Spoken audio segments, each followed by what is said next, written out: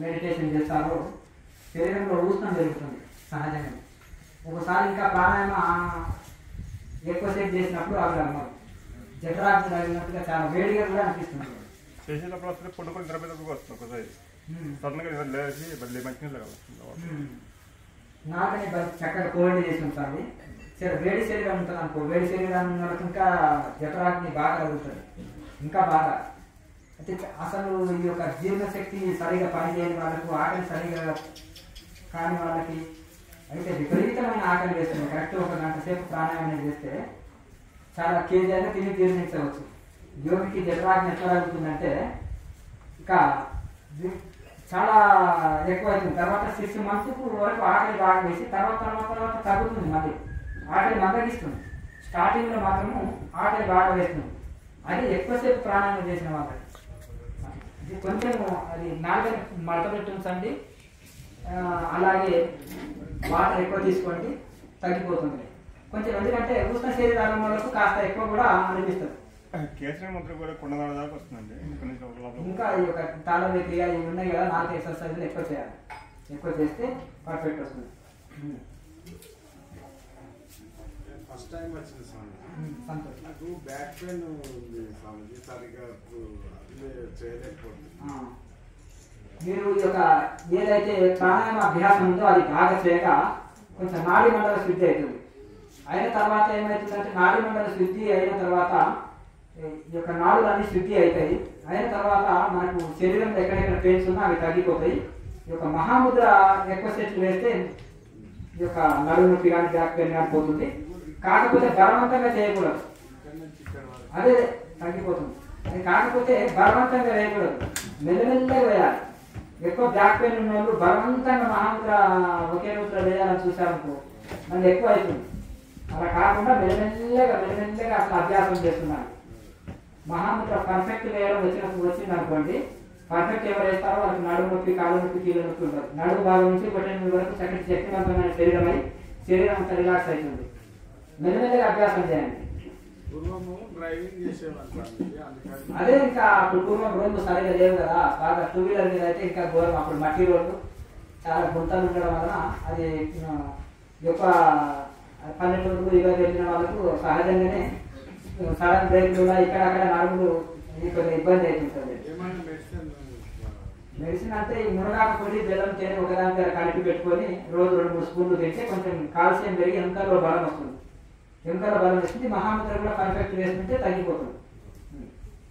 Next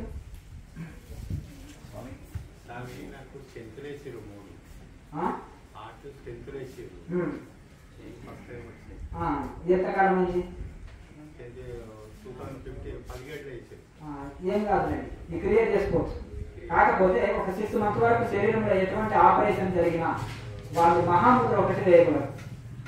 ఇంకా మిగతా అన్నీ చేయొచ్చు. మామూలుగా ఈ మహాముద్ర మీకు ఇబ్బంది కాలేదనుకోండి, దాన్ని ఎంత ఇబ్బంది కానంత వరకు ముందు పొందగలిగితే అంత ఇచ్చేయండి. బలవంతంగా చేయకండి, శరీరం సహకరించినంతనే చేయండి. మిగతాదంతా కూర్చొని చేసేది కదా క్రియ అంతా చేయొచ్చు. నమస్తే సంతోషం. మీరు ధ్యానం 20 నిమిషాల సేపు ఆజ్ఞచక్ర మీద కాన్సన్ట్రేట్ చేయండి. ఆ టైంలో అంటే వేరే ఆలోచనలు కూడా వస్తూ ఉంటాయి. దానికి అంటే ఇప్పుడు మనం చిన్నపిల్లవాడు భువనమాలు ఏబిసిడీలు దిద్దామంటే పర్ఫెక్ట్ దిద్దుతాడు మొదటి రోజు, పర్ఫెక్ట్ దిద్దాడు కదా. ఏ పని అయినా ఒక రోజే వంట చేయమంటే కొత్తగా వంట నేర్చుకునే వాళ్ళు వంట పర్ఫెక్ట్ చేస్తారా? చేయరు కదా. అలాగే ఏ పని అయినా మొదటి రోజు ఎవరు పర్ఫెక్ట్ చేయరు. ఎంత వాళ్ళకైనా కానీ ఆలోచనలు వస్తుంటాయి. దాన్ని చేయగా చేయగా చేయగా ఆలోచనలు తగ్గుతుంటాయి. స్టార్టింగ్లో ఎక్కువ ఆలోచనలు వస్తాయి, తర్వాత ఆలోచన రావు. అయితే అందుకనే భగవద్గీతలో కృష్ణ పరమాత్మ ఎత్తదగే విషయం పరిణామే అమృతోపమం అన్నాడు.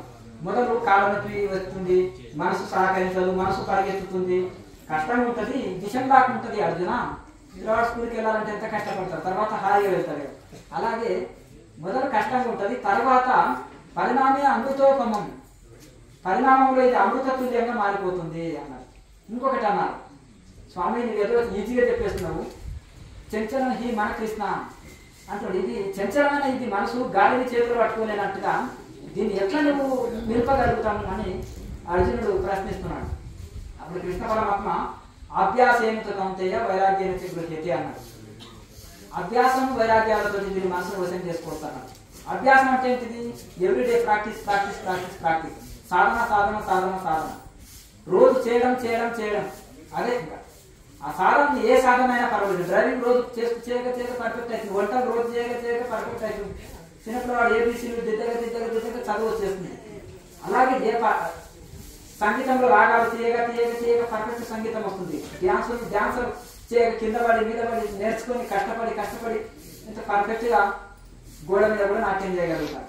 అంటే ఏదైనా ఒక్క రోజులో వారం రోజుల్లో పర్ఫెక్ట్ గా, ఒక రోజులో పిహెచ్డీ జరగదు.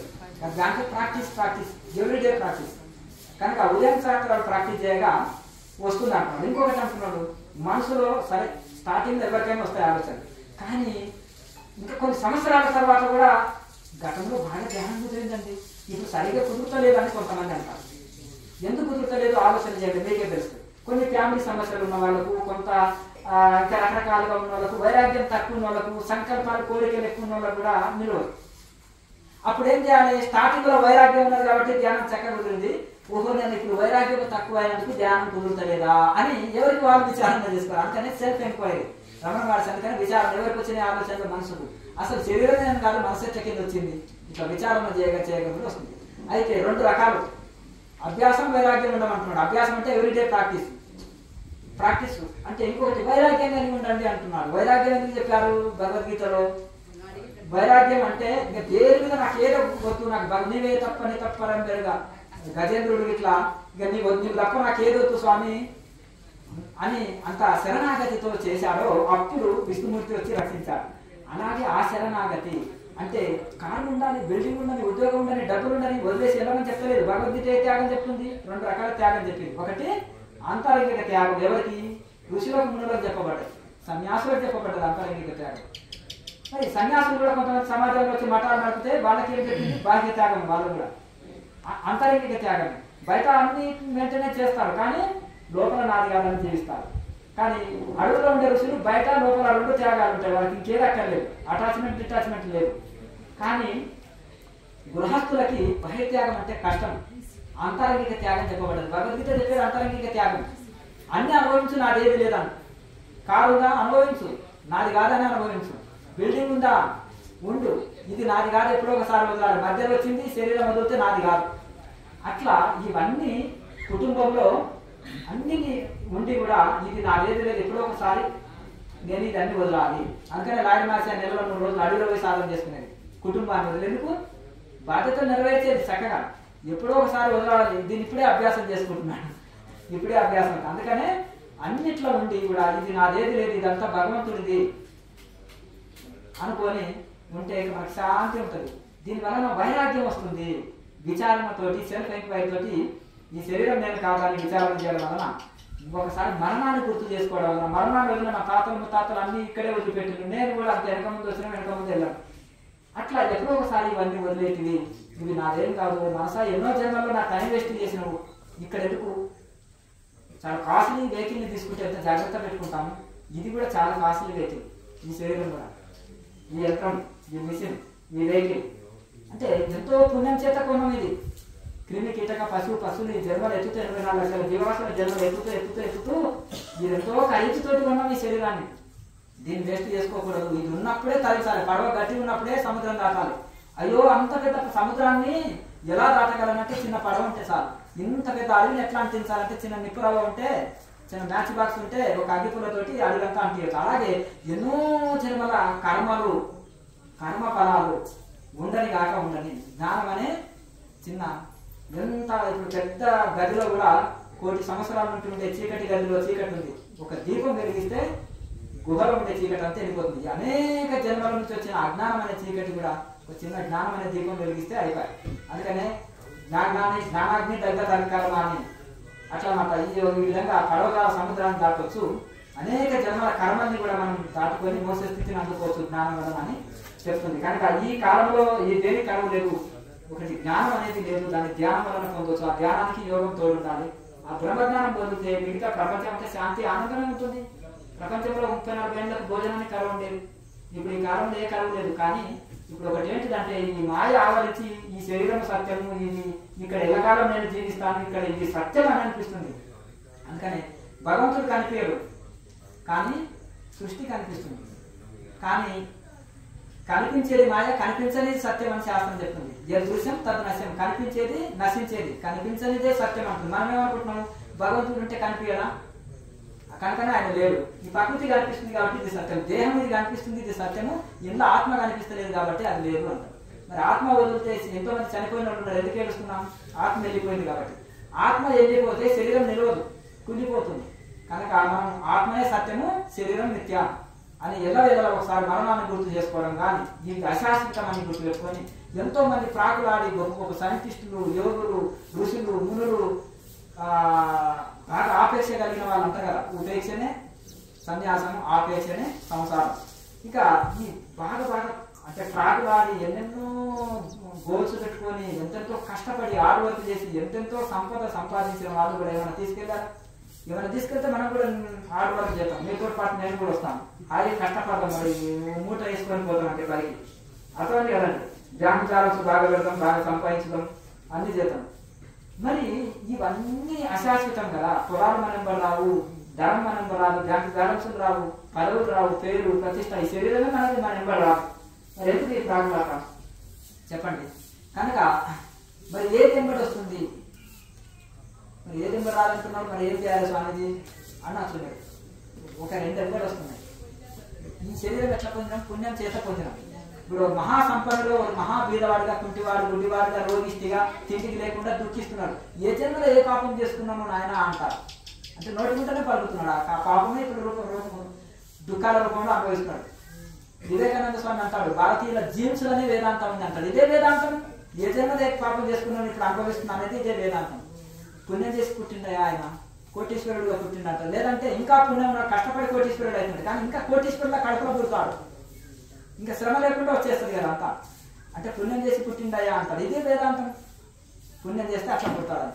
అంటే ఒకటి ఇప్పుడు ఉండే స్థితిని బట్టి మనం గతంలో ఏం చేసినామో తెలుసుకోవచ్చు, ఇప్పుడు చేసేదాన్ని బట్టి వచ్చే ఏ జన్మ వస్తుందో తెలుసుకోవచ్చు. ఇదే త్రికాల జ్ఞానం అంటారు మలయాళ స్వామి. ఎవరికి వాళ్ళు తెలుసుకోవచ్చు. అందుకనే ఇక్కడ ఉండే శాస్త్రాలే జ్ఞానాన్ని ఇస్తాయి భారతీయులకి. కనుక ఇక్కడ మనం చేసుకున్న పుణ్యం ఒకటి మన ఎంబడి వస్తుంది, ఇంకొకటి మనం చేసుకున్న సాధన. కొంతమందికి దానం చేసుకోవాలంటే డబ్బు ఉండదు, ఇంకేదైనా ఉండదు, కానీ ధ్యానం చేసుకోనికి ఉంది కదా, శరీరం అయితే ఉంది కదా, శరీరం అనే పడవ ఉంది కదా, సాధన చేయొచ్చు కదా. దీనికి రూపాయి ఖర్చా? యజ్ఞానం జపయజ్ఞేశ్వరి అన్నారు, అన్ని యజ్ఞాల కొద్ది జపయజ్ఞం గొప్పది అన్నాడు. అసలు ఈ రకరకాల కడుపు మార్చుకుని చేసుకునే ఉపవాసాల కంటే, మూఢ భక్తి కొద్ది యాత్రలు తిరుగుట కంటే, పుస్తకాలు చదువుట కంటే కూడా ధ్యానం గొప్పది అన్నారు. నాస్తి ధ్యాన పరో తప, కడుపు మార్చుకొని చేసే తపస్సుల కంటే ధ్యానం గొప్పది.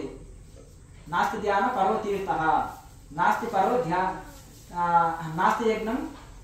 అయితే ఇప్పుడు ఈ యజ్ఞాల కంటే వీటన్నిటికంటే కూడా ధ్యానం అనేది చాలా గొప్పది. కనుక ధ్యాన యోగానికి రూపాయి ఖర్చు లేదు. ఈ ధ్యానం చేయాలంటే యోగం చెప్తున్నాం అంతే. ప్రాణాయామ అభ్యాసం వలన మనకు రిమోట్ తోటి టీవీని కంట్రోల్ చేసినట్టు ప్రాణాయామ తోటి మనసుని కంట్రోల్ చేయొచ్చు. అప్పుడే చక్కటి రైట్ మెడిటేషన్ కుదురుతుంది. కనుక ఈ 2 అభ్యాస వైరాగ్యాలని మనకు టెక్నిక్లు చెప్పారు భగవద్గీతలో. శాస్త్రం ఎందుకు చదవాలంటే ఈ టెక్నిక్లు తెలుసుకోవడానికి. ప్రతి సమస్యకు పరిష్కారాలు ఉంటాయి అందులో. గూగుల్ మ్యాప్ పెట్టుకుంటే చక్కగా వెళ్తున్నామో వెళ్తలేమో తెలుస్తుంది. రైట్ వెళ్తుంటే ఉత్సాహంతో వెళ్తాము, తప్పిపోయినామని కంగారు పడము. అలాగే నేను రైట్ మెడిటేషన్ చేస్తున్నాను అనేది తెలుపడం కోసమే శాస్త్రాలు, పతంజలి సూత్రాలు, భగవద్గీత, ఉపనిషత్తులు కానివ్వడం. అలాగే తర్వాత మనకు ఉత్సాహంగా ముందుకు వెళ్తాను. అదే ఇదే పతంజలి సూత్రాలు కొంచెం మార్చి చెప్పారు. దీన్ని అభ్యాస వైరాగ్యం సన్నిరోధ అన్నాడు. భగవద్గీతనే అభ్యాస ఏమతో ఉంటే వైరాగ్యం గృహ్యత అన్నారు. అభ్యాస వైరాగ్యాలు వచ్చినాయి కదా. మరి పతంజలి సూత్రాలు అభ్యాస వైరాగ్యం తన్నిరోధ అన్నాడు. మనసుని ఎట్లా నిరోధించాలి, ఎట్లా కాన్సన్ట్రేషన్ కంట్రోల్ చేయాలంటే అభ్యాస వైరాగ్యం తన్నిరోధ అన్నాడు. 2 అభ్యాస వైరాగ్యాలని వచ్చాయి కదా, మార్చి చెప్పిండు అంతే. ఇక్కడ తిప్పిండు, ఇక్కడ తిప్పిండు. అంటే పతంజలి సూత్రాలు భగవద్గీత ఒకే విషయాన్ని గట్టిపరుస్తున్నాయి కదా.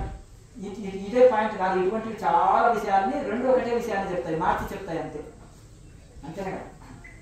అట్లా ఆ విధంగా మనకు అభ్యాస వైరాగ్యాలు కలిగి ఉండాలని మరి పతంజలి మహర్షి అష్టాంగ యోగంలో చెప్తున్నారు, కృష్ణ పరమాత్మ భగవద్గీతలో చెప్తున్నాడు, ఉపనిషత్తు ఋషులు కూడా అదే చెప్తున్నారు. కనుక అభ్యాస వైరాగ్యం అంటే రోజు ప్రాక్టీస్ చేయాలి. ఒకటి వైరాగ్యం కలిగి ఉండాలి, రోజు మరణాన్ని గుర్తు చేసుకోలేకపోతే ఇవన్నీ వదిలాలి, అశాశ్వతమైనవి. ఈ సాధన అనే సంపద మనకు జన్మజన్మలకు వెంట వచ్చేది. ఇది ఒకటే మన వెంబడి వచ్చేది జన్మజన్మలకు. అర్థమైంది కనుక ఇది ఎంతో పుణ్యాన్ని ఇచ్చేది, మనకు మోక్షాన్ని కలిగించేది. ఇంత దాన్ని మనం మిస్ కావద్దు. ఇప్పుడు మనిషికి ఆరోగ్యం కావాలి, తినే తిండి, ఇప్పుడు మనిషికి తీసుకునే గాలి, తీసుకునే తాగే నీరు, తినే తిండి ఇవన్నీ కలుషితమైనవి. కానీ ధ్యానం వలన శక్తి పొందండి, ధ్యానం వలన ఫలితం పొందండి.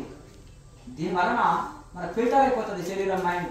దీని వలన చక్కటి ఆరోగ్యం వస్తుంది, చక్కటి మనశ్శాంతి. మార్కెట్లో దొరకదు, ఇప్పుడు ఆన్లైన్లో ఆర్డర్ ఇవ్వడానికి లేదు. మనశ్శాంతికి ఆరోగ్యాన్ని కూడా చెడిన తర్వాత డాక్టర్లు కూడా చేతులు ఎత్తేస్తారు ఒక స్థితి దాటిన తర్వాత. కనుక ఇప్పుడు ఆరోగ్య సమస్యలు ఉన్నాయి ఎందరికో, అన్ని ఉండి కూడా మానసిక స్థితి బాగలేదు, ఎవరికి మనశ్శాంతి లేదు. మరి మోక్ష సాధన చేస్తే అన్ని సెట్ అయిపోతున్నాయి, ఆరోగ్యం శాంతి మోక్షం పొందుతున్నాం. కనుక మనం క్రమం విడవకుండా అభ్యాస వైరాగ్యాలను పెంచుకొని నిరంతర సాధన చేసుకుంటే వస్తుంటుంది. మొదటి రోజు ఎవరికి కుదరదు, చేయగా చేయగా చేయగా అది మొదలు విషయం రాకుండా తర్వాత అమృత తుల్యం అవుతుంది. మంచిది. ఇంకా నెక్స్ట్ ఒక చిన్న విషయం చెప్పండి. ఆర్ట్ ఆఫ్ లివింగ్ లో నేర్పించారు సుదర్శన క్రియ. అదంతా చేయడానికి ఆల్మోస్ట్ 40 నిమిషాలు మార్నింగ్ డైలీ చేస్తుంది. అంటే ఇప్పుడు మీరు చెప్పే ఈ క్రియ అంటే ప్రాణాయామం ఉంటుందా? ప్రాణాయామం సుదర్శన క్రియలో ప్రాణాయామం మొత్తం సాధన మొత్తం ప్రాణాయామం ఉంటుందా? ఇంత ఉండదు కానీ ప్రాణాయామం అయితే ఉంటుంది. కొద్దిసేపు ప్రాణాయామం 15 నిమిషాలు అయితే ప్రాణాయామం వస్తుంది. మన బస్ అయితే ఇక్కడ ఒకటి ఏంటిదంటే స్టార్టింగ్ లో ప్రాణాయామం ఎక్కువ ఉంటుంది, మెడిటేషన్ తక్కువ ఉంటుంది. ఇందులో ఎందుకు? నాడి మండల శుద్ధి కావాలి, శరీరము దానికి అనుకూలంగా తయారు కావాలి ధ్యానానికి. అర్థమైంది కదండి. ఇప్పుడు అలాగే ప్రాక్టికల్స్ ఉంటాయి చూడు. ఎగ్జామ్ ముందర ఎంత హార్డ్ వర్క్ చదువుతారు, యుద్ధానికి పోయేటప్పుడు ఎంత ప్రాక్టీస్ చేస్తుంటారు, ఆర్మీ ట్రైనింగ్ కంటే ముందు రన్నింగ్ లో లాంగ్ జంప్ లో ఎంత ట్రైనింగ్ చేస్తుంటారు, ప్రాక్టికల్ ఎంత ఉంటుంది. అలాగే ఈ ధ్యానానికి మనం డీప్ గా వెళ్ళాలంటే ఈ యొక్క ప్రాణాయామ ఎంత ఎక్కువ చేస్తే అంత బెనిఫిట్. కనుక ఈ ప్రాణాయామం ఎక్కువ ఉంటుంది ఇందులో. దానివల్ల మనసు వెంటనే అంతర్ముఖం అయిపోతుంది. కనుక 45 minutes క్రియనే చెప్తున్నాం, 15 minutes ధ్యానం చెప్తుంది. ఎందుకు? తర్వాత గంట ధ్యానం, గంట ప్రాణాయామం, తర్వాత 2 గంటల ప్రాణాయామం, 2 గంటల ధ్యానం, అట్లా పెరుగుతూ పోతుంటుంది. తర్వాత నాడీ మండల శుద్ధి అయ్యి పర్ఫెక్ట్ ధ్యానంలో క్రియలో మంచి స్థితి అందుకున్న వాళ్ళు కూర్చున్న దగ్గరనే ధ్యాన స్థితి అందుకుంటారు. అప్పుడు పెద్ద ప్రాణాయామాలతో తక్కువ ఉండదు, తక్కువ ప్రాణాయామాలతో కూడా అంతర్ముఖం అవుతుంది ధ్యానం. ఎంత ఎక్కువసేపు చేసినామని కాదు, ఎంత శాస్త్రీయంగా ప్రాణాయామం చేసినాం అనేది ముఖ్యము. అలా చేయగా ఇందులో పర్ఫెక్ట్ అయిన వాళ్ళు ప్రాణాయామం లేకుండా కూడా ధ్యాన స్థితిని అందుకునే స్థితి వస్తుంది. ఆ స్టేజ్ ట్యూబ్ లేకుండా కూడా ఎదుగుతాం, అంతే కదా. ఆ స్థితి అందుకోవాలంటే ఇక శరీరం మనసు ఫిల్టర్ అయిపోవాలి, శుద్ధి అయిపోవాలి. అందుకనే ఈ యొక్క క్రియ ఇంట్లో నాన్ స్టాప్ ప్రాణాయామం ఉంటుంది. మిగతా దాంట్లో ఏం చేస్తారంటే కొద్దిగానే ప్రాణాయామం చెప్తారు, కొద్దిగానే చెప్తారు. కానీ ఇందులో అలా ఉండదు. నా ప్రాణాయామం చుట్టే తిరుగుతుంది సాధన మొత్తం. చేసుకో. అయితే దీనికి ₹1 ఖర్చు ఉందా? సరే, ఒక్కొక్క దగ్గర ఒక కోర్సుకు ఏదో చెప్పించుకున్నాం, ఇంకో 2వ కోర్సుకు వస్తే డబ్బులు అవుతాయండి, ఇంకో 3 కోర్సుకు వస్తే 4 కోర్సుకు వస్తే డబ్బులు అవుతున్నాయి. ఎక్కడైనా ఎంఐఎంలో ఎంత పొడుగు అనేది అందరూ చూసేసినాం మేము. అర్థమైంది కదా. ఎవరైనా ఫ్రీ చెప్పరు, గేట్లు కూడా దాటనీయలేదు. మొదట్లనే అంటారు, మొదట్లైనా సెలెక్టెడ్ మనుషులు ఉంటారు. వాళ్ళు ఏంటంటే 4 కోటి గురించి రాసుకో, 4 కోటి గురించి అని 10 మంది అంటారు. ఈ దొంగలు ఎవరు ఎరికి వాళ్ళే ఇచ్చేస్తారు. ఎంత తర్వాత 4 కోట్లు 5 కోట్లు ఇచ్చిపోతారు. ఎందుకు? తిరుపతి అదే మన గణపతి లడ్డుని సవాల్ వాడినట్టు వాడుతుంటారు. అలా ఓ 10,000 మంది 20,000 మంది కోటీశ్వర్లు వచ్చిన అనుకో, ఇంకా అదే పని. అటువంటి కదా, ముందర సెలెక్టెడ్ సొంత మనుషులను పెట్టి చేతులు ఎత్తిస్తారు. అట్లా 4 కోటి రాసుకొని వేసుకోవాలి. ఇది ఇచ్చేటోడు ఎవరు లేడు ఇక్కడ. ఇది లాజిక్ పాయింట్ అనమాట. ఇది చాలా ఇది కంపెనీస్ ఉంటాయి, వాళ్ళు పెద్ద సంవత్సరాలకి ఏంటంటే కంపెనీస్ ఉంటాయి, ఫండ్స్ వదలరు, ప్రతి కోర్సుకు ఫీజే ఉంటుంది. అట్లా విజిటర్స్ వచ్చిందంటే సచ్చినట్టు క్యాంటీన్లో డబ్బులు పెడితే నాకు ఫ్రీ అన్నం ఏం లేదు. మరి ఏం నేర్పినట్టు ఇక్కడ? అర్థమైంది కదా. మరి స్వార్థం ఎట్లా పోతుందా? స్వార్థపూరిత హృదయంలో ధ్యానయోగం కుదురుతుందా?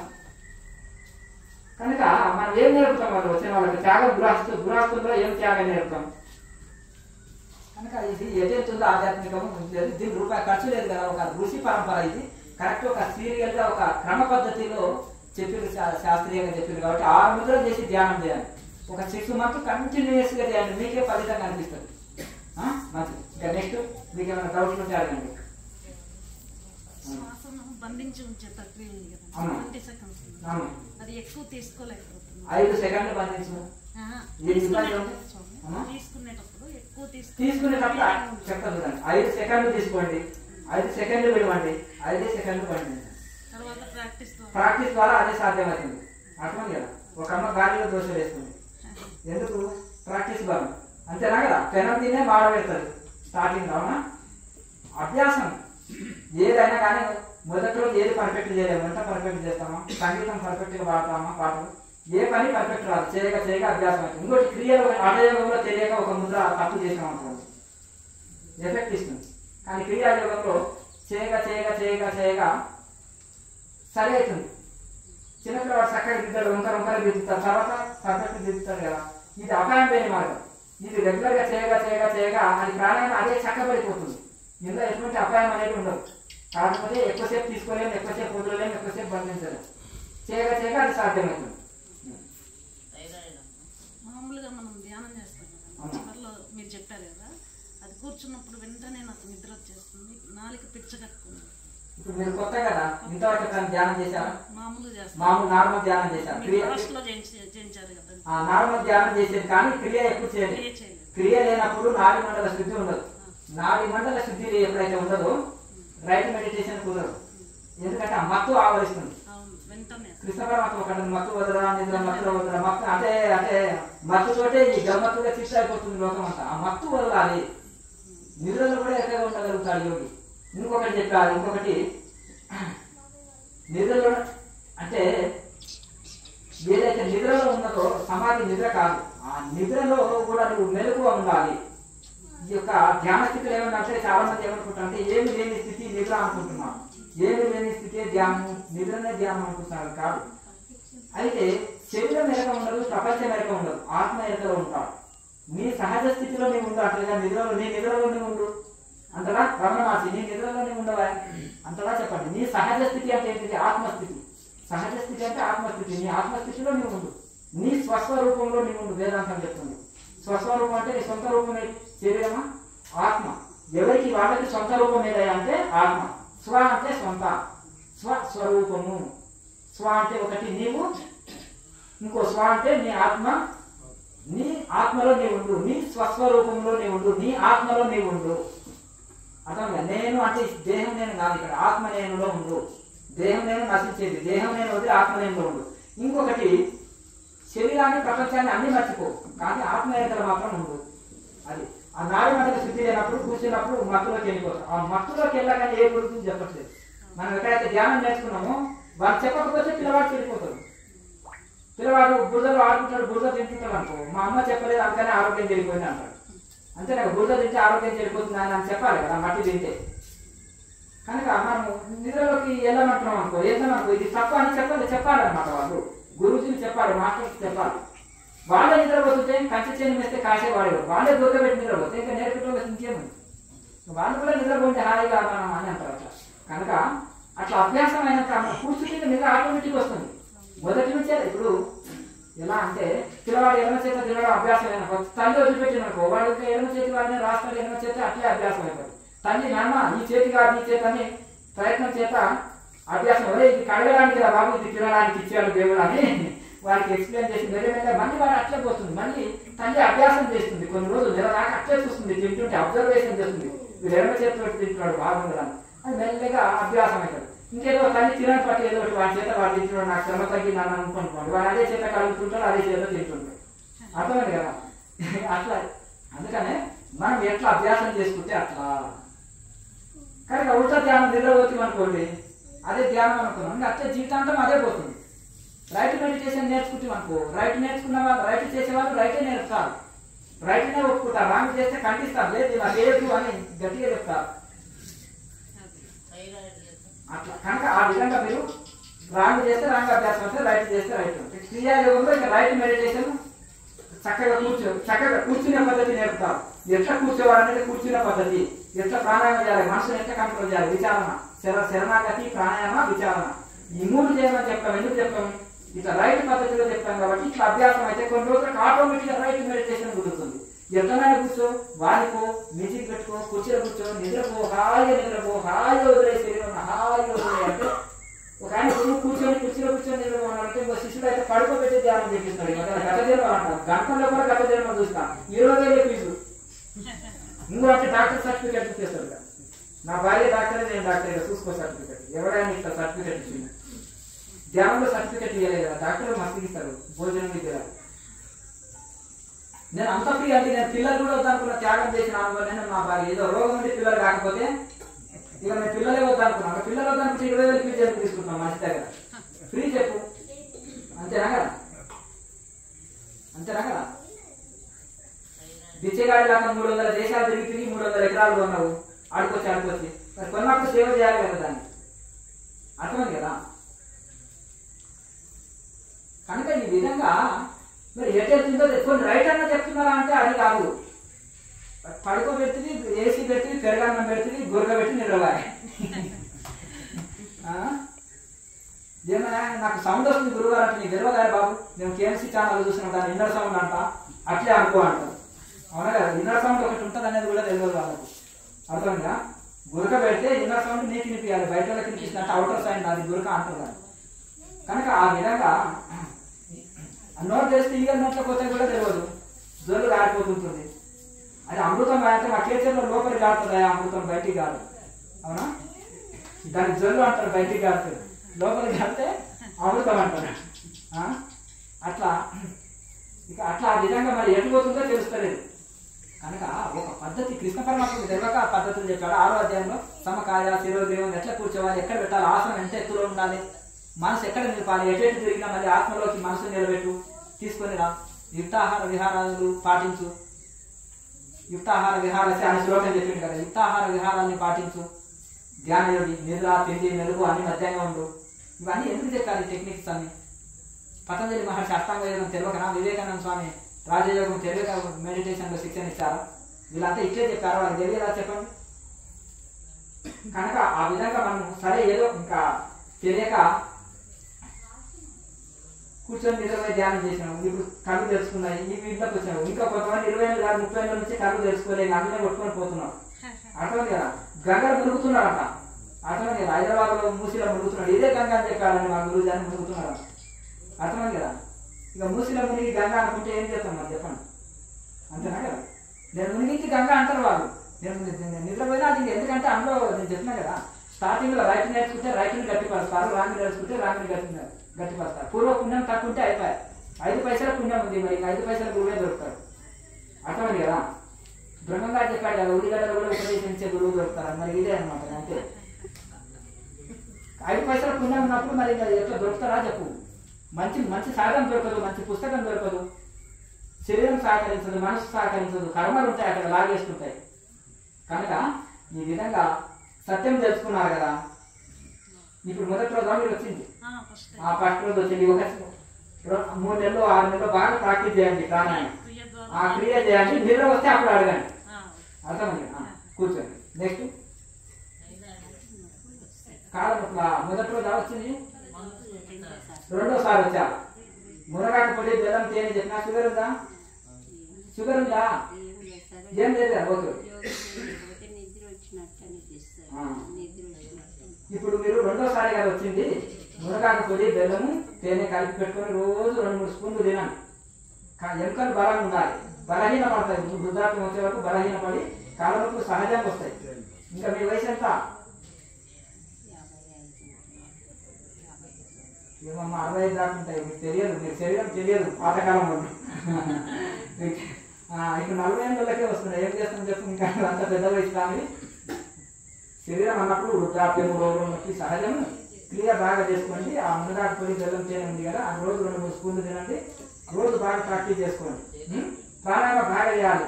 మహాముద్ర పర్ఫెక్ట్ వేయండి, కాళ్ళనొప్పులు పోతాయి. ఇంకా సంకల్పం మంచిది పెట్టుకొని ప్రయత్నం చేయాలి. సంకల్పం మంచిది పెట్టుకో, ప్రయత్నం చేయాలి. అమ్మ ఏంటి చెప్పండి? ఎన్నోసారి రావాలి, ఫస్ట్ సారే కదా, మీకు కూడా అది వర్తిస్తుంది. ఎముకలు బలంగా కావాలి. జాయింట్ పెయిన్స్ అంటారు. ఈ మిషన్ లాగానే ఉంది కదా, అన్ని జాయింటే కదా, అన్ని జాయింట్సే కదా శరీరంలో. ఈ జాయింట్ పెయిన్స్ వచ్చినా, నడుము నొప్పి వచ్చినా ఆ ఎముకలు బలహీనంగా వేసుకున్నాడు. ఎప్పుడైతే ఎముకలు బలంగా ఉంటే వస్తాయా? వయసులో నడుములో బలం అంట, చిన్నప్పుడు పాదాల్లో బలం. చిన్నప్పుడు వాడు ఎంత పరిగెత్తుతాడు, చిన్నప్పుడు పాదాల్లో బలము, వయసులో ఉన్నప్పుడు నడుములో బలం, ముసలితనంలో నాలుగు బలం. ముసలోళ్ళు ఏమంటారు? 24 గంటలు మా ముసలోళ్ళు ఒకటే ఇంటికి పోతే ఒకటే గునుగుడు అంటారు కదా. ఇంట్లో ముసలి గుండుగులు అంటారు. ఒకటే ఇంకా వాళ్ళు ఊరుకోరు. మీరు ఎంత మంచిగా పని చేసినా ఎంత ఇది చేసినా అంటే వాళ్ళ కాలాన్ని కోల్చుకుంటారు. కాలాలు మారుతాయి కదా. ఆ కాలంలో పాపం వాళ్ళు మేము కష్టపడి సంపాదించినాం, మా డబ్బంతా వేస్ట్ చేసేస్తున్నారు, మేము ఇంత కష్టపడ్డాం, ఆకలి దానికి వచ్చినాం, దూకుడు వచ్చినాం, ఈ పిల్లలు ఇట్లా చేస్తున్నారు అంటుంటారు కదా. ఎందుకంటే వాళ్ళ కాలాలు వేరు, ఈ కాలాలు వేరు కదా. కనుక ఈ విధంగా ఉంటుంది. కనుక మీరు శరీరం బలహీనం అయిపోయి నాడు నొప్పి కాలు నొప్పి ఇవన్నీ సహజంగా వస్తుంటాయి. మునగాకు పొడి బెల్లం తేనె ఉంటుంది కదా, అది రోజు కలిపి పెట్టుకొని ఒక స్పూను 2-3 స్పూన్లు తీసుకోండి. నీళ్ళు వాటర్ బాగా తాగండి. లేదంటే మునగాకు పొడి పాలలో తాగినా మంచిది. రెగ్యులర్ వాడు మునగాకు జ్యూస్ తాగినా చాలా మంచిది. ఇంత బెల్లం వేసుకోండి, పచ్చి జ్యూస్.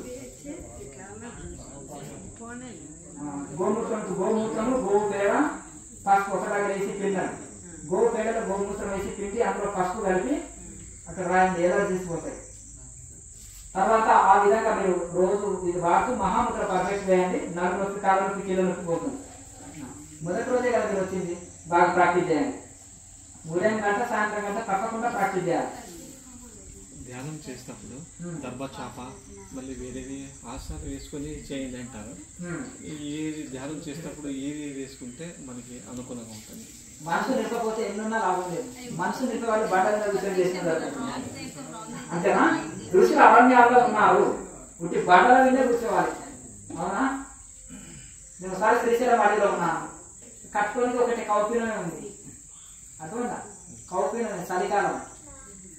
శంకరాచార్య గుహలో ఉన్నాను. మరి నాకేముంది చెప్పండి? బండ వినే కూర్చొని చేసేవాడు. తినేటి వెంటనే బ్రహ్మమేడి పళ్ళు. అర్థమైందా? అది 4 తింటే గ్యాస్ పట్టుకొని అరగదు, పొట్ట ఊగిపోతుంది. ఒకటే ఫైనల్. అర్థమైంది కదా?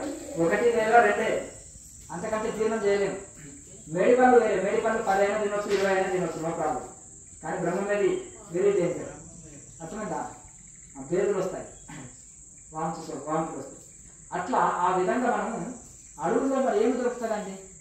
ఎక్కడ కూర్చున్నా ఇది చేయొచ్చు. ఇప్పుడు మనం ఎక్కువ మెత్తటిది వేసుకోవద్దు, ఎక్కువ గట్టిగా ఉండదు. గట్టిగా ఉంటేనేమో నడువులో నొప్పి వస్తుంది, మెత్తగా ఉంటేనేమో అందరు దిగబడిపోతుంది. ఆసనం చక్కగా కూర్చోలేదు, అందరికి దిగిపోతుంది ఆసనం, చక్కగా కూర్చోలేదు. కనుక మధ్య మార్గం చెప్పారు కదా కృష్ణ పరమాత్మ. అంత మెత్తగా ఉండదు, గట్టిగా ఉండదు, మధ్యంగా ఉండాలి. బెడ్షీట్ని ఒక 4 మడతలు వేసుకొని కూర్చో, హాయిగా 2 బెడ్షీట్లు వేసుకో, పర్వాలేదు. ఇది ధ్యానం చేసేటప్పుడు దోమలు ఎక్కువ వచ్చి కొట్టేస్తాను. దోమలు వేసుకోండి. అయితే ఒక ఆయన ఏమన్నారంటే, ఒక నిమిషం, కాళ్ళకు చెప్పులు లేకుండా పోయినాట. ఈ వెగం ముందు తోవాలనే ఉండాలా అని ఒకటే ముందని శాప నడతాలు పెడుతున్నాడట. నాయన 2 చెప్పులు వేసుకుంటే అయిపోయాయి, 2 జత చెప్పులు వేసుకుంటే అయిపోయాయి కదా, అంతేనా కదా? ఇక మేక టెక్నిక్ పోయినప్పుడు మేము సన్యాసం ఎప్పుడు చెప్పులు లేకుండా తిరుగుతాం కాబట్టి టెక్నిక్ నడుస్తాం. మేక తెలుసు కదా, రేగి కంప ఉంటుంది. రేగి కంపలో మూతి పెట్టి నడుస్తాం. ఒక రేగి పండు తెలుసుకొని వెగం ముందు పుట్టింది అంట. రేగి కంపలో మనం రేగి పండు తెప్పుతుంటే చెట్టు కింద రక్తాలే, కానీ మేక అందులో మూతి పెట్టి ఆకులన్నీ తింటుంది. ఒక్క ముందు చూసుకోదు. ఆ టెక్నిక్ దానికి రోజు అదే పని కదా దానికి. అట్లాగే లోకంలో ముందే ఉండదు అనొద్దు. 2 చెప్పులు వేసుకుంటే చాలు. ఇంత ఎండ కొడుతుందంటే ఒక గొడుగు పట్టుకుంటే అయిపోయి, అంతేనా కదా? కొట్టుకొని కనుక ఒక దోమతెర వేసుకుంటే పట్టణాలు ఉన్నప్పుడు, ఎందుకంటే డ్రైనేజీలు, వాసన, పొగ ఇవన్నీ వలన సహజం. ఓ దోమతెర వేసుకున్నాం అనుకోండి, చల్లగా మిద్దె పోయి దోమతెర వేసుకొని కూర్చుంటే హాయిగా అయిపోయి. ఇంకొకటి రౌండ్ కూడా వచ్చినాయి, రౌండ్ దోమతెర. ఇంట్లో ఒకటే కాదు స్వామి, మా అంతా బళ్ళారి, మాకు కర్ణాటక బాడ కాబట్టి చుట్టూ అంతా మొత్తం వరి పొలాలే.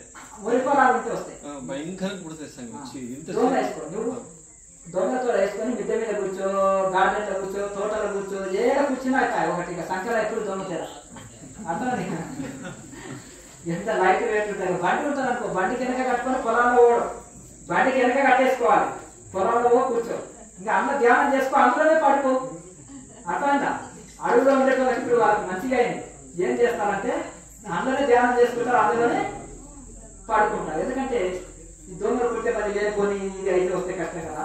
ఎందుకంటే ఫ్రెష్ గాలి వస్తుంది కదా, నేను హోల్సేల్ ఉంటాయి కదా, నీకు ఫ్రెష్ గాలి వస్తుంది, ఇబ్బంది. ఆ పని చేయండి. నెక్స్ట్ ఇంకా అందులో మన కేఎంసీ ఛానల్ హెల్త్ టిప్స్ లో కొన్ని పౌడర్స్ పెట్టినాం, మూలికలు. అవన్నీ పొడి చేసుకొని నీళ్ళలో కలుపుకొని తాగండి. దాంతో పాటు 4 నెలల కేచీఆర్లో ఉంచుకోండి, పొడి చేసి ఉంచుకోండి. క్రియ బాగా చేయండి. కర్మానుసారంగా వస్తుంటాయి. కొన్ని మనం ఆహార సమతుల్యత పాటించకపోవడం, కొన్ని కర్మానుసారంగా కొన్ని రకరకాలుగా ఇంకా వస్తుంటాయి. ఏదో వచ్చింది దాని ఆహార నియమాలు పాటించి పథ్యం కరెక్ట్గా ఉండి దానికి సంబంధించిన ఆయుర్వేద మెడిసిన్ వాడుతూ క్రియ బాగా చేసుకుంటే సెటిల్ అయిపోతుంది. నెక్స్ట్ గ్యాప్ రాకుండా చూడండి. అంటే ఒకరి ఆన్సర్ వచ్చింది అనుకో ఇంకా రెండో అడిగారు అంతే. మంచిదే. ఫస్ట్ టైం కూర్చున్నప్పుడు ధ్యానంలో కూర్చునే విధానం ఎలా ఉండాలి అంటే మీ ఆ ధ్యానం ముద్ర చూసాను అది నేను చేయలేకపోతున్నాను. నార్మల్ గా ఎలా కూర్చోండి ధ్యానంలో ఫస్ట్ టైం. చిన్నప్పుడు వాడు నాకు ఏది రాశాడు పంతులు గారు ఇక్కడ బోర్డు మీద రాశాడు. వెంటనే ఏది రాయని రాస్తానా? రాయలేదు. దిద్దగా రాస్తాడు. అలాగే మనం కూడా మొదలు సుఖాసనంలోనే కూర్చోండి. కూర్చోండి అట్లా కూర్చోండి. తర్వాత సుఖాసనంలో కూర్చోండి. ఒక కాలు పైకి వేసుకోండి. తర్వాత సిద్ధాసనం కూర్చోండి. తర్వాత పద్మాసనం. అలా అలా ఒక్కొక్క లెవెల్ గా స్టెప్ బై ముందుకు వెళ్ళండి. ఫస్ట్ టైం కూర్చునే వాళ్ళు ధ్యానంలో ఎంతసేపు కూర్చోండి అంటే నాకు మీరు 5 నిమిషాల నుంచి స్టార్ట్ చేసినా నో ప్రాబ్లం. ఇప్పుడు నేను మినిమం గంట సేపు అని చెప్తున్నాను. 45 మినిట్స్ క్రియ, 15 మినిట్స్ మెడిటేషన్ అంటున్నాను. శరీరం సహకరించని పెద్దవాళ్ళు ఉంటారు, చిన్నపిల్లలు ఉంటారు. వాళ్ళు ఏం చేయాలంటే 5 నిమిషాల నుంచి స్టార్ట్ చేయండి. రోజు 1 నిమిషం మీరు పెంచుకుంటా పోయినా నెలలో ఎంత పెరుగుతుంది? 60 నిమిషాలు వస్తుంది. 60 నిమిషాలు వస్తుంది. 5 నిమిషాలు స్టార్ట్ చేసినా 65 నిమిషాల వరకు పోతుంది. రోజు 1 నిమిషం పెంచినా మనకు తెలియకుండా పెంచాలన్నమాట. అర్థం కదా? ఆహారం పెంచిన ఎట్లా పెంచాలి? అమ్మ మాట్లాడకండి. ఆహారం పెంచిన ఎట్లా పెంచాలన్నారు? కొద్దిగా పెంచాలన్నమాట. తగ్గించినా కొద్దిగా తగ్గించాలన్నమాట. శరీరం మీద దెబ్బ పడదు, శరీరం మీద ఎఫెక్ట్ పడదు. అట్లా ఏది చేసినా క్రమ పద్ధతిలో పెంచండి. క్రమ పద్ధతిలో తగ్గిస్తే వైన్ తాగేవాడు ఉన్నాడు. సడన్ మనిషితో పిచ్చోడు అయితే ఒకసారి కళ్ళు దుకున్నాడు బంద్ అన్నారు. ఆ కళ్ళు ఆడవాళ్ళంతా రోడ్డు మీద వచ్చేసి రోడ్డు మీదే హాయిగా పడుతున్నారు బస్సుల చేతులు. మైండ్ వర్క్ చేస్తలేదు, మైండ్ పని చేస్తలేదు. హాస్పిటల్ అంతా నిండిపోయింది. మరి డాక్టర్ తట్టుకోలేక మొత్తం కలిసి తెచ్చి తల ఒక గ్లాసు పోసే వరకు లేచిపోయింది. వస్తాం డాక్టర్ గారు వస్తాం, ఏ టాబ్లెట్ ఏం లేదు సార్, చాలా పనులు ఉన్నాయి సార్, కూలీలు లేరు, పని ఉంది అని వెళ్ళిపోయారు. అంటే విషయమే వీరుడు. ఇలా కలుషితమైన నాడు కలుషితమైనాక మరి ఏమైంది? కనుక కొంతమంది ఏం చేస్తారంటే రోజు ఒక పెద్ద తగ్గిస్తూ 1 నెల రోజుల లోపలే 2 నెలల లోపల మొత్తం తగ్గిపోతుంది. అర్థం క్రమంగా తగ్గియాలని చెప్తున్నాను. ఇంకెవరికైనా అప్పుడప్పుడే అభ్యాసం చేసుకున్నాం 6 నెలలు 3 నెలలు సంవత్సరం వాళ్ళకి పెద్ద ఎఫెక్ట్ ఏం పడదు. సడన్ గా వాళ్ళు చేసేసినా ఇంకా. కానీ కొన్ని సంవత్సరాల కొద్ది తాగిన వాళ్ళకు ఇదే అన్నమాట నేను చెప్పేది. కనుక అట్లా మెల్లమెల్ల క్రమంగా తగ్గిస్తూ క్రియేట్ చేస్తుంటే ఒక ఆనంద స్థితి, పారవశ్య స్థితి అందుకుంటాం.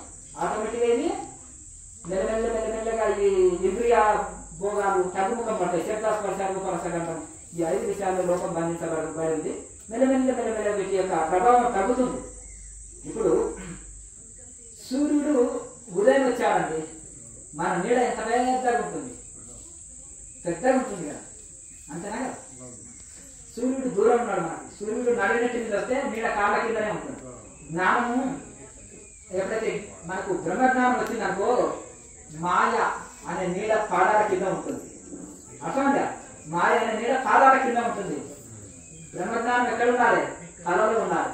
తలలో బ్రహ్మజ్ఞానం వచ్చినాక పాదాల కింద నీడ ఉంటుంది. అదే అజ్ఞానం ఉన్నదనుకోండి, అజ్ఞానం ఆవరించినప్పుడు నీడ పెద్దగా ఉంటుంది, మాయ ప్రభావం ఎక్కువ చూపుతుంది. అజ్ఞానం ఉన్న వాళ్ళకు మాయ ప్రభావం, మాయ ఎక్కువ ఆడిస్తుంది, మాయ ప్రభావం ఎక్కువ ఉంటుంది. ఉదయం పూట నీడ పెద్దగా ఉన్నట్టుగా. అలాగే నడినెత్తిన సూర్యుడు ఉన్నప్పుడు పాదాల కింద నీడ ఉంటుంది. జ్ఞానులకి మాయ ఆవరణ అనేది వాళ్ళ పాదాల కింద ఉంటుంది. ఇంకా మహనీయులకు కష్టాలు లేవా, దుఃఖాలు లేవా? ఉంటాయి. కానీ కొండ ఎండకు గాలికి వానకు చలించరు. ఎండుటాకులు గాలికి ఇవ్వబడతాయి, చిన్న గాలికే ఇటు ఇవ్వబడతాయి. చిన్న సమస్యలకే అవకతవకలు అవుతుంటారు సామాన్యులు. ఇక జ్ఞానులు, గొప్ప గొప్ప మహనీయులు కొండ లాంటి వాళ్ళు ఎన్ని తుఫానులు గాలితో చెల్లించరు. అట్లా ఆత్మబలం మనోబలం పెరిగి అన్ని తట్టుకునే శక్తి కలుగుతారు. అట్లా సాధన పెంచుకోవాలి. అన్నిటికీ సాధనే పరిష్కారం. మెల్లమెల్లగా సాధన పెంచుకుంటే మెల్లమెల్లగా ఇప్పుడు కిందనే నాట్యం ఆడుతుంటే కాలు దారి పడతారు, అంతేనా కదా? ఇక్కడ కింద పర్ఫెక్ట్ నాట్యం చేసిన వాళ్ళు గోడ మీద, కాంపౌండ్ గోడ మీద కూడా నాట్యం చేయగలుగుతారు. అర్థమైందా? కొంతమంది కొండల మీద బైకులు నడుపుతారా నడపడం ఉంటారా? కొండల మీదే మరి ఎట్లా అభ్యాసం ఎంత సాధన చేశారో చూడండి. కొంతమందికి వాళ్ళు అంత సాధన చేశారని అర్థం. నెక్స్ట్ అది ఇప్పుడు మీరు అన్నారు కదా క్రియాయోగం చేస్తే నిద్ర బాగా వస్తుంది, ఆకలి నిద్రలు తగ్గిపోతాయి. స్టార్టింగ్ లో ఏముంటుంది, ఆకలి ఎక్కువ కలుగుతుంది అన్నమాట. తర్వాత 6 నెలల్లో క్రియ బాగా చేసేటోళ్ళకి మెల్లగా ఆకలి తగ్గుతుంది. చూస్తూ పోతున్నారు కానీ అసలు ఎక్కువ ఇస్తే శరీరానికి రోగం, ఆహారం ఎక్కువ ఇస్తే రోగమే, తక్కువ ఇస్తే శరీరం నిలవదు. అసలు ఇవ్వకపోతే శరీరం నిలవదు, తక్కువ ఇచ్చినా శరీరానికి హాని. కనుక దానికి ఎంత అవసరమో అంత ఇవ్వండి. నీరసం వస్తే ఒక ముద్ద పెంచండి, బద్ధకం వస్తే ఒక ముద్ద తగ్గియండి. అయితే ఇంకొకటి, నిద్ర కూడా ఎక్కువ ఉన్న వాళ్ళకు నాలుక నిలవేళ్ళలో కోడి చేసుకొని బాగా ప్రాణాయామాలు పట్టు సాధించి నాడి మండల శుద్ధి అయితే తమో గుణం పోవాలి. నిద్ర ఎందుకు ఎక్కువ వస్తుందంటే తమో గుణం చేత, లేదా శరీరంలో ఊష్ణం ఎక్కువ ఉంటుంది కదా, ఊష్ణం ఎక్కువ ఉన్న వాళ్ళకు కూడా నిద్ర ఎక్కువ ఉంటుంది. పిత్తం ఎక్కువ ఉన్న వాళ్ళకు కూడా ఉంటుంది. ఇంకొకటి కఫం సంబంధించింది కానీ తమో గుణం ఎక్కువ ఉన్న వాళ్ళకు కూడా నిద్ర ఎక్కువ ఉంటుంది. ఈ తమో గుణము వాతపిత్త కఫాన్ని కొట్టేస్తుంది. సాధన కొట్టేసినప్పుడు ఆటోమేటిక్గా నిద్ర శాతం తగ్గిపోతుంది. అంటే మార్నింగ్ ఎప్పుడు సాధన చేయాలి? తెల్లవారుజామున 3 నుంచి 6 లోపల డ్యూటీ ఉండదు, సూర్యుడు ఉండదు, వాతావరణం చల్లగా ఉంటుంది, మనసు ప్రసన్నంగా ఉంటుంది. డ్యూటీలు కూడా ఉండవు. ఆ టైంలో 1 గంట సాధన. సాయంత్రం 6 నుంచి 9 వరకు డ్యూటీలు ఉండవు, సూర్యుడు ఉండదు, చల్లటి వాతావరణం, యోగానికి అనుకూలమైన వాతావరణం. అప్పుడు 1 గంట. దాన్ని బట్టి మీరు ప్లాన్ చేసుకోవచ్చు. 45 మినిట్స్ క్రియ, 15 మినిట్స్ మెడిటేషన్.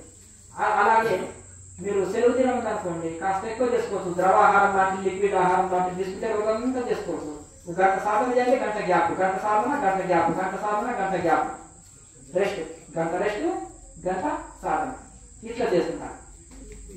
గ్లాసు జ్యూస్ ఇదో అదో తాగామనుకో, అటు ఇటు వాకింగ్ కూర్చు ఇట్లా చేస్తాం కదా, మళ్ళీ వచ్చి గంట కూర్చుంటాం కదా. అట్లా ద్రవాహారం లాంటివి తీసుకొని చేయొచ్చు. అట్లా పెంచుకోవచ్చు. రోజంతా సాధన వలన, అఖండ మౌన ధ్యానం వలన అనంతమైన శక్తి పొందుతాము. సాధనలో ఇప్పుడు ఒక సుత్యం ఉందండి, ఒక రాయి ఉంది, ఇట్లా దువ్వినట్టు 1 దెబ్బ కొడుతున్నాము, మళ్ళా రేపు వచ్చి 1 దెబ్బ కొడుతున్నాం, తాగుతుందా? ఒకటే సుత్తతోటి 10 దెబ్బలు పటా పటా పటా కొట్టేసి ఒకటే పగిలి కూర్చుంటుంది. అవునా కదా? విడవకుండా కొట్టేసే, ధనాదాలు కొట్టేసే, 10 దెబ్బలు ఆపకుండా కొట్టేస్తే రాయి బయలుపోతుంది. ఇది కూడా అంతే అనమాట. ఉదయం సాయంత్రం చేసేది దువ్వినట్టు అనమాట ధ్యానం. అఖండ మౌన ధ్యానం. నెలకు ఒకసారి రాయి దాకా కూర్చుంటాం అనుకో, దేహం త్యాగేవ కార్యం సాధేవ. అక్కడ నిజమైన శాక్ సర్క్యులేషన్ అవుతుంది, అక్కడ కుండలి యాక్టివేట్ అవుతుంది. అప్పుడు అర్థమైందా? అఖండ మౌన ధ్యానాలు ఎదురు చెప్పబడి లాహిరి మహాశయ నెలలో 3 రోజులు అడవికి ఎందుకు వెళ్ళేది? లాహిరి మహాశయ నెలలో 3 రోజులు అరణ్యానికి వెళ్ళిపోయి బ్యాగ్ చదువుకొని బ్యాగ్ ప్యాక్ చేసుకొని వెళ్ళేవాడు. చిన్న డ్రై ఫ్రూట్స్ ఇవో తీసుకొని వెళ్ళేవాడు. వెళ్ళి రోజంతా అఖండ మౌన ధ్యానాలు చేసేవాడు 3 రోజులు. బాధ్యతను విస్మరించలేదు. అన్ని చక్కబెట్టేది, అన్ని ఇట్లా చక్కబెట్టే పోయేది. అట్లా అఖండ ధ్యానానికి అంత శక్తి ఉంటుంది. కనుక క్రియాయోగులు వారానికి ఒకసారో, నెలకు ఒకసారో, 15 రోజులకు ఒకసారో అఖండ ధ్యానం, ఇంకా ద్రవాహారం లాంటివి తీసుకొని రోజు అంతా దయ్యం పెట్టినట్టే ఉండాలి. రోజంతా అదే పని ఉండాలి సాధన. అది చాలా బెనిఫిట్ ఉంటుంది. ఆసన స్థితి కలుగుతుంది, కుండని యాక్టివేట్ అవుతుంది. అక్కడ సాధనలో ఒక ఉన్నత స్థితి అందుకుంటాం. ఇప్పుడు ఉండే స్థితి కంటే ఒక ఉన్నత స్థితిని అందుకోగలుగుతాము.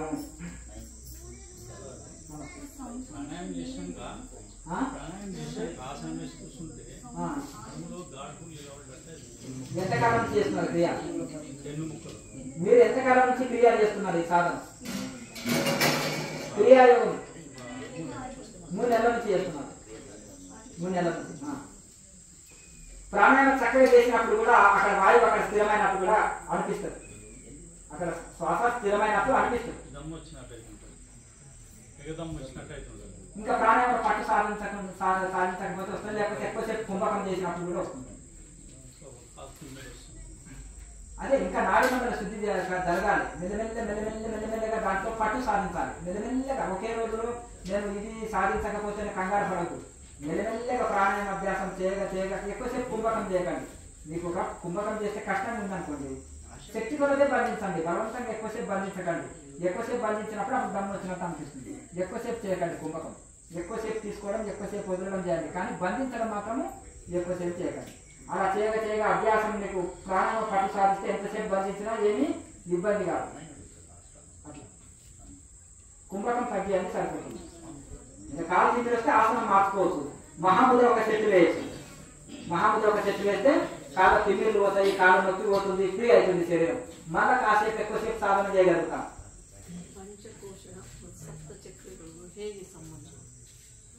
మరొకసారి చెప్పండి. కర్ణాటక మీరు విడివిడిగా చెప్పండి. పంచచక్రం, పంచకోశాలు. పంచచక్రం అంటే నేను పంచకోశాలు ఉంటుంది. పంచకోశాలు అంటే ఇప్పుడు అన్నమయ కోశము, ప్రాణమయ కోశం, మనోమయ కోశం, విజ్ఞానమయ కోశం, ఆనందమయ కోశం 5 కోశాలు ఉంటాయి. ఈ 5 కోశాల ఆవల ఆత్మ ప్రకాశం ఉంటుంది. అంటే ఇప్పుడు తిరుపతి వెంకటేశ్వర స్వామి అనుకోండి. ఇప్పుడు మీరు 7 ద్వారాలని దాటుకొని వెళ్తాం కదా. 5 ద్వారాలు, 3 ద్వారాలు టెంపుల్స్ కుట్టి ఏర్పాటు చేయాలి. ఇది పంచ ఆవరణాలు. పంచ కోశాలు అంటే కోశం అంటే ఒక కత్తి పెడతాము. కత్తి కోశం అంటారు కదా, గొర. అందులో పెట్టినప్పుడు కత్తి కనిపిస్తుందా? కత్తికి రక్ష కదా. ఈ అట్లాగే ఈ యొక్క గొర. అందుకని ఇవన్నీ ఈ 5 కోశాలని దాటుకొని వెళ్ళినప్పుడే ఆత్మ అనుభూతి పొందగలుగుతాం. అన్నం ద్వారా పోషించబడుతుంది అన్నమయ కోశం. ఇది దేహంతో, స్థూల దేహంతో నిండి ఉంటుంది. అన్నమయ కోశం, ప్రాణమయ కోశం. ఈ ప్రాణాయామతోటి, ఈ ప్రాణశక్తితోటి ఉంటుంది ప్రాణమయ కోశం. అలాగే ఇప్పుడు మనం ఉదాహరణ చెప్పుకుంటాం. ఇప్పుడు అన్నమయ కోశం ఎక్కడ ఉంటుంది? జఠరాగ్ని స్థానం. జఠరాగ్ని స్థానం అన్నాన్ని జీర్ణం చేసేది అదే కదా, జఠరాగ్నితో నడుస్తుంది. ఇక ప్రాణమయ కోశం అంటే ప్రాణశక్తి అనాహత చక్రం ప్రాణంతో కూడుకున్నారు. ప్రాణమయ కోశం, అన్నమయ కోశం, ప్రాణమయ కోశం, మనోమయ కోశం. ఇక మనసు కంఠస్థానం. అలాగే మనోమయ కోశం, విజ్ఞానమయ కోశం, ఆజ్ఞ చక్రం. ఇక మిగిలేది పరమానందమయమైంది. ఇక సంవత్సరాలు అంతా అంతే. ఇంకా అంటే అక్కడ ఆనందం కూడా కాదు. ఇంకా అది ఆనందాన్ని కూడా దాటుకున్న స్థితి. ఇంకా అది పరమానంద స్థితి. ఇంకా సంవత్సరాలని అనుకోండి. ఈ పంచచక్రాలకు, పంచకోశాలకు లింక్ ఉంది ఈ రెండింటికి. కాకపోతే వేదాంత పరిభాషలను పంచకోశాలు అంటున్నారు. పంచకోశాలు అంటే వేదాంతం, షట్చక్రాలు అంటే యోగ శాస్త్రం. ఈ రెండింటికి లింక్ ఉంది. వేదాంతులు పంచకోశాలు దాటుకోవాలి, ఆత్మ అనుభూతి పొందాలని వేదాంతులు చెప్తారు. పంచకోశాలు అనేది వేదాంతం, సప్త చక్రాలు అనేది యోగం, యోగ శాస్త్రం. వీళ్ళు పంచకోశాలు అన్నారు, వీళ్ళు సప్త చక్రాలు అన్నారు. ఈ పంచకోశాలన్నా సప్త చక్రాలన్నా ఒకటే. పంచకోశాలు దాటుకుంటే పరమాత్మ అనుభూతి పొందుతాం. సప్త చక్రాలు దాటుకున్నప్పుడే ఆత్మలో లయం కాగలుగుతాం. అంతే కదా, డౌట్ క్లియర్. వేదాంతులు ఒకటి భాష పెట్టుకున్నారు, యోగులు ఇంకో భాష పెట్టుకున్నారు. అంతే తేడా. చెప్పండి. నమస్తే. గత 3 సంవత్సరాల నుంచి మన కరోనా వచ్చినప్పటి నుంచి మెడిటేషన్ చేస్తూ వచ్చాను స్వామి. ఏ గురువు దగ్గరికి ఏం పడలేదు. సహజంగా మీ ఓన్గా ప్రాక్టీస్ చేస్తున్నారు ధ్యానం. ఈ వీడియోలో అయితే చూస్తున్నారు కానీ ఓన్గా ధ్యానం ప్రాక్టీస్ చేసుకుంటూ వచ్చాను. చేసుకుంటూ డీప్ మెడిటేషన్లోకి వెళ్ళాను. అయిన తర్వాత ఇంకా నా వాళ్ళంతా మంటలు పుట్టేశాను. మంటలు పుట్టిన తర్వాత నేనేం చేయాలో నాకు అర్థం కావట్లేదు. ప్రాణాయామం చేస్తారా? కూర్చొని మెడిటేషన్ లో ఎట్లా చేయాలి నాకైతే అర్థం కాలేదు. చూడండి, సడన్గా మనం ఏదేదో ఊహించుకుంటాం కానీ కుండని యాక్టివేట్ అయినప్పుడు శరీరంలో మంటలు, పోట్లు, బాధలు, దుఃఖం కలగదు. ఇప్పుడు లడ్డు తిన్నప్పుడు నాకు సుఖమా దుఃఖం? లడ్డు తింటే ఏమా తిరుపతి లడ్డు తిన్నావు, ఇంకొకటి తింటే ఇవ్వాలి అంటాం. అంతేనా? అట్లా ఇంకొకటి తింటే ఇవ్వండి అంటాం. ఎందుకంటే సుఖమే కదా. అంటే ఇంకా కారం పొడి వేసి లడ్డు వేయించాలనుకోండి, బాగా గుంటూరు మిర్చి వేసి, గుంటూరు మిరపకాయ వేసి అంటే విలువ లడ్డు వేయించాలి, నాలుగు మండిపోతుంది అంట. అవునా? అలాగే కారం అవుతుందంటే అది మిర్చితో ఉడుకున్న లడ్డు. అదే తిరుపతి లడ్డు స్వీట్ ఉంటుంది, ఇంకొకటి ఇవ్వు అంటాం. అంటే ఈ కుండల్ని యాక్టివేట్ అయినప్పుడు కొంతమంది ఎగరడం, దూకడం, పిచ్చి పిచ్చి గంతులు, సిగాలు కూర్చుంటారు. రాంగ్ చెప్తున్నా కదా, చూడండి, అది దానికి సంబంధం లేదు.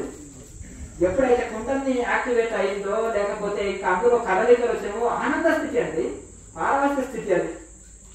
కనుక ఈ అన్ని ఇంకొక రకంగా మనం రాంగ్ మెడిటేషన్ చేస్తే వచ్చే కొన్ని సైడ్ ఎఫెక్ట్లు కూడా లేకపోలేదు ఇంకొకటి ఆరోగ్య స్థితి కానీ లేకపోతే ఆహార స్థితి కానీ మనం ఉల్టపట్ట ధ్యానం చేస్తే కలిగిన స్థితి అది కావచ్చు. కానీ దీనికి దానికి సంబంధం లేదు. సరే తెలిసో తెలియక మంచి చేయాలని నువ్వు సొంతంగా ప్రాక్టీస్ చేసావు. ఇప్పుడు ఆ సొంత సాధనలు పక్కకు పెట్టు. ఇప్పుడు గురుముఖంగా ఏదైతే క్రియాయోగం ఏం నేర్చుకున్నావో దాని ప్రకారం ఎట్లా కూర్చోవాలి ఇప్పుడు నీకు తెలియదు. అప్పుడు నీ ఇష్టం వచ్చినట్టు కూర్చుంటావు. గోడకైనా వాళ్ళకి ఎగ్జాంపుల్ చెప్తున్నా దాన్ని, ఇది కాదు. మెడిటేషన్ చేయాలని కోరిక ఉంది, దీనివల్ల లాభాలు ఉంటాయని ఒక పుస్తకం చదివినవో లేకపోతే యూట్యూబ్లో అయినవో లేకపోతే ఇంకేదో సంథింగ్ నువ్వు చేయాలని థాట్ నీకు వచ్చింది. అప్పుడు నువ్వేం చేస్తావు? ఓన్ మైండ్ కదా, ఓన్ మైండ్ ఏం చేసేస్తావు? ఓన్గా బైక్ నేర్చుకున్నావు అనుకోండి, అప్పుడు ఏం చేసేస్తావు అంటే పర్టికులర్ రేట్ ఇట్లా మొత్తం ఫుల్గా స్మూత్ బండ్లు ఇక స్టార్ట్ చేసి అయ్యా ఇలా స్టార్ట్ చేయాలి, రేట్ వదలాలి, ఇలా గేర్ మార్చాలి అన్నారనుకోండి, గేట్ ఫుల్ దించే వరకు అది సడన్ గా రోడ్డు దిగిపోయి ఎక్కడనో రాని గుర్తుకుంటుంది. అవునా? ఫుల్ ఇట్లా చెప్తారు ఇంకా స్మూత్ బండి కదా. ఇప్పుడు కారు సొంతంగా ప్రాక్టీస్ చేసినాం అనుకోండి, దాన్ని ఇప్పుడు స్టీరింగ్ ఒకటిసారి ఇట్లా తిప్పితే రోడ్డు దిగి అది వెళ్ళిపోతుంది, అంతేనా?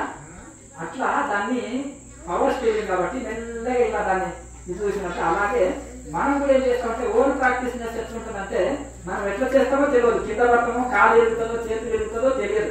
కనుక అదే డ్రైవింగ్ స్కూల్కి వెళ్తే ఆయన ఏం చేస్తాడు తెలివిగా ఒక క్లచ్ సపరేట్ పెట్టుకుంటాడు, ఒక బ్రేక్ సపరేట్ పెట్టుకుంటాడు, స్టీరింగ్ ఒకటే కానీ ఈయన కంట్రోల్ చేస్తుంటాడు. అప్పుడప్పుడు ఈయన చేతి మీద పెట్టి దాన్ని పట్టుకుంటాడు, ఒక ఏం పెట్టుంటాడు దాని మీద ఇలా ఇలా. ఈయన కొంచెం అన్నప్పుడు ఈయన ఇట్లా అంటాడు, ఆయన అక్కడ అంటుంటాడు, అక్కడ అన్నప్పుడు ఈయన ఇట్లా అంటాడు, ఇక్కడ అంటాడు, ఆయన ఇక్కడ అంటుంటే ఈయన మొత్తం మీద ఈయన కంట్రోల్ చేస్తుంటాడు. కొంచెం నమ్మకం కలిగినాక చేతి వదిలిపెట్టి మెల్లగా రేపు స్టీరింగ్ ఎక్కువ పోకు చిన్నగానే పో అంటాడు. తర్వాత ఇంకా బ్రేకులు కూడా వదిలేసి నమ్మకం వచ్చినాక మొత్తానికే ఇస్తాడు, అంతేనా? ఇక మనం ఏంటంటే ఎట్లా పడితే అట్లా దిగితే అపాయం అని. కనుక అలాగే ఇది కూడా ఒక డ్రైవింగ్ కొత్తగా నేర్చుకున్నాడు చూడండి, కొత్తగా ఏం చేసేస్తాడు కళ్ళల్లో చూస్తుంటాడు, ఫోన్ వచ్చినా మాట్లాడాడు, చూసినా పలకడు, డిస్టర్బ్ అంటాడు. ఎందుకంటే ఇట్లే చూస్తుంటాడు, ఇంకా మొత్తం చాలా ఇది ఉంటాడు. అవునా? కొత్తగా ఇది కదా. అలాగే కొత్తగా మెడిటేషన్లో కూడా అట్లా. తర్వాత మీరు అభ్యాసమైనాక ఇంత టెన్షన్స్ ఉండవన్నమాట. అంటే మనం ఓల్డ్గా ప్రాక్టీస్ చేసినప్పుడు కొన్ని అవకతవకలు జరుగుతాయి, అందులో కొన్ని అవకతవకలు జరుగుతాయి. కనుక ఇప్పుడు అందుకని గురుముఖంగా నేర్చుకోవాలి ధ్యాన సాధన. ఈ ఆధ్యాత్మికంలో మాత్రం సాధనలు గురుముఖంగా నేర్చుకోవాలని అందుకని శాస్త్రాలు చెప్తున్నాయి. ఇప్పుడు ఇక్కడ నేర్చుకున్నారు కదా, దీన్ని బాగా ప్రాక్టీస్ చేయండి. క్వశ్చన్స్ ఆన్సర్స్ వీడియోలో డౌట్స్ తీసుకోండి, బాగా రోజు చేయండి. ఎందుకంటే ఎట్లా కూర్చోవాలి, ఏ ఆసనంలో కూర్చోవాలి, మనసు ఎక్కడ నిలపాలి, శ్వాస ఎక్కడ నిలపాలి, ప్రాణాన్ని ఎట్లా చేయాలి అంటే టెక్నిక్లు. వంగి కూర్చోవద్దు, చక్కగా కూర్చోవాలి, పదే గుర్తు చేస్తున్నాం. నాకు మట్ట పెట్టించాలి, కళ్ళు మూసాలి, దృష్టి ఆజ్ఞ చక్రం నిలపాలి, చక్కగా ప్రాణాయామం చేయాలి, మనసుని ఇక్కడ నిలపాలి, వంగి కూర్చోవద్దు. ఎంత శక్తి ఉంటే అంతే కుంభకం చేయి, ఎంత శక్తి ఉంటే అంతే ప్రాణాయామం చేయి అని అన్ని టెక్నిక్లు అన్నమాట. శాస్త్రీయంగా చెప్తున్నాడు. ఇప్పుడు వంట చేసేటప్పుడు ఉప్పు ఎంత వేయాలి, ఎన్ని టీస్పూన్లు వేయాలి, కారం ఎంత వేయాలి, మసాలా ఎంత వేయాలి, ఇవి ఎంత ఫ్రై చేస్తుంటే ఎక్కువ మంట మీద ఉండకూడదు, అంతేనా కదా? కుక్కర్లో పెట్టిన పప్పు ఇవ్వదు, మొత్తం ఫుల్ ఎక్కువ వచ్చినా సరిపోతుంది, మంట ఎక్కువ వచ్చినా సరిపోతుంది. కానీ అలాగే దేన్ని ఎట్లా చేయాలంటే పాలు ఉందనుకోండి, ఫుల్గా పెట్టామనుకోండి స్టవ్ ఒక్క చుక్క కూడా మిగలవు పాలు. అలా కనుక అవి వచ్చినప్పుడు వాళ్ళు దాన్ని పర్ఫెక్ట్ ఉండేలా చూస్తుంటారు అన్నమాట. అలాగే మనం కూడా మెల్లగా నేర్చుకున్నది ఈ సలహాలు ఉన్నాయి కదా, సూచనలు సలహాలు తప్పకుండా అవుతుంది. దీన్ని పాటిస్తూ రెగ్యులర్గా సాధన చేసినప్పుడు మీకే తెలుస్తుంది అన్నమాట. మంచిది. నెక్స్ట్ ఇంకా ఇప్పుడు మీరు మంచిగా వేడిగా భోజనం ఉంది, తినండి, పడుకోండి. 4 గంటలకు బెల్ కొట్టారు, కరెక్ట్. మళ్ళీ 4 గంటలకు 4:30 వరకు క్లాస్కు అటెండ్ కాండి. మళ్ళీ ఇంకా ఏమైనా రాత్రి పడుకున్నప్పుడు మళ్ళీ ఉదయం వేరుకునే లోపల ఇంకేమైనా డౌట్లు వచ్చినా మీకు మళ్ళీ ఉదయం ఉంటుంది ఆ సత్సంగం, మళ్ళీ ఉదయం కూడా తెలుసుకోవచ్చు. ఆఫ్ చేసి